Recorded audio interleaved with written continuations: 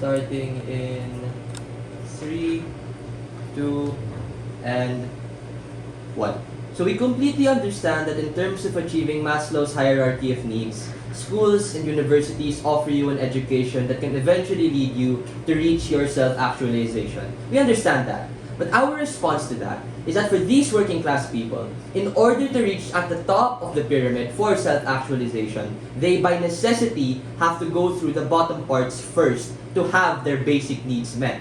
To live a life where they don't need to worry about finances, taking care of their parents, their family members, and to have all of those things sorted out first, and then pursuing what interests them, because at that point in which they have a job, a profession that ensures some level of safety, they have the means of fulfilling their desires without the harmful risks on opposition's side. Government side champions the ability of these people to follow the path with the highest probability that allows them to attain the freedom that economic mobility gives. I'll do two main things in Prime Minister.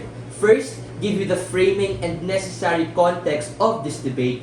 Then I'll give you the argument as to why this is in the interest of these working class individuals and why on our side of the house you can still pursue whatever aspirations and whatever interests you may have on a less risky basis. First, on to framing. Number one, this is a value judgment debate about where we can best set up working class students for success in the future where they have the highest probability of employment, as that is what the majority of these working class households need given the risks involved in pursuing degrees that are aligned with their passion but have a low probability of employment.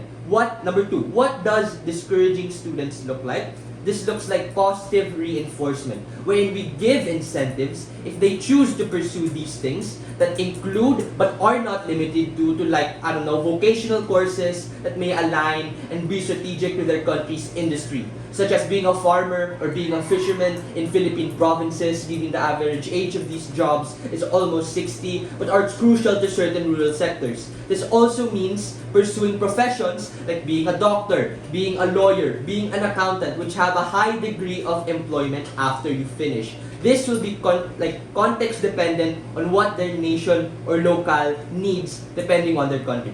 Number three, the trade-off that we are willing to make on-site government is that at the start or even during the duration of what you study, students may not be passionate or interested in these courses. However, we believe that these students and families who come from the working class are already cognizant of their socio-economic realities. Their parents often already moonlight and work multiple jobs. They are probably working students who take on vocational work in order to be employed right away. Often, they even are the ones who take on student loans and debt in order to be able to finance the cost of their education or miscellaneous expenses of being a student, even if they are a scholar or study in a public or state-run university or college. We tell you on that level, we just make them go right away to those vocational jobs and study those vocational jobs in the first place. What are my arguments? Argument number one, what are the risks associated with pursuing low probability and high risk degrees?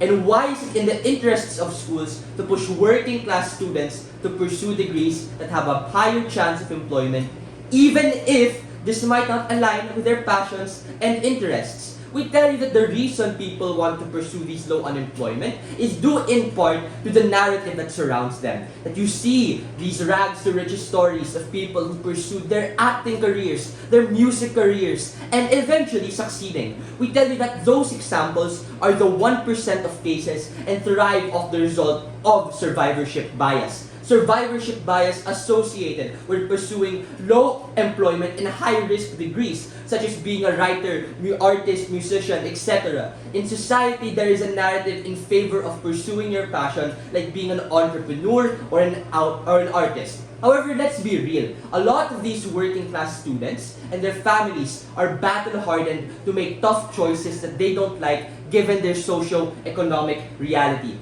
The nature of passions is that they are dynamic and change over time. Let's say at the start, they take a course like humanities because they want to be a writer or artist. However, what happens over time, as it naturally happens, that kids don't know what they want yet and have sporadic decisions. The safety net on our side is that even if they don't like the formal degree they have, which is vocational, in medicine, or law, we at least set them up for success and give them the financial capacity to pursue all of these passions later on in their life.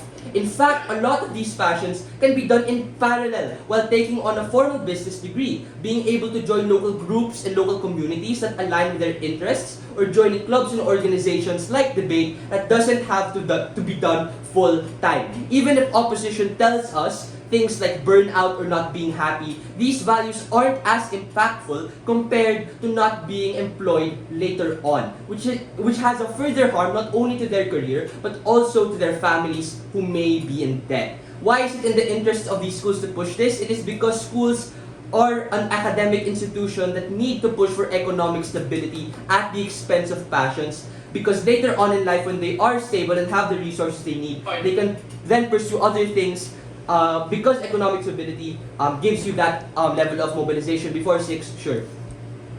So according to your own characterization, schools are not the only decision makers in where students will go.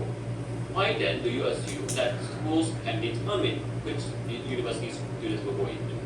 I mean, again, that's the main form of them attaining that level of experience and that level of education. That's why these schools need to push for that type of economic stability in the first place. I.e., if you have a job, which majority of us don't really like because that's the nature of having a job and having to work hard, we can use our resources later on to pursue our passion, which is something that schools can provide. Opposition might say that, oh, these students become socio-economic battering rams for their families, in which their individual identities become stifled as they become a beast of burden to help their families. Well, this is their economic reality, and oftentimes in developing countries, these norms are actually respected and prevalent. This looks like them being able to send back a part of their income in the form of remittances in order to help these families. Even in the short term, it might be a hassle.